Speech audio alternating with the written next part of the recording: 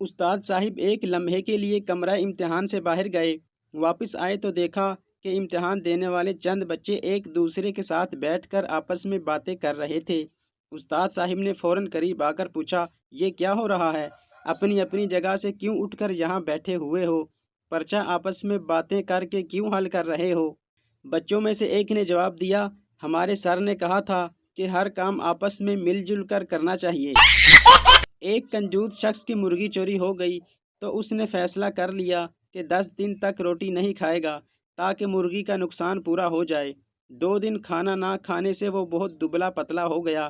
ایک دن وہ اپنے شہر جا رہا تھا، راستے میں اسے اپنے سے زیادہ دبلا پتلا آدمی ملا۔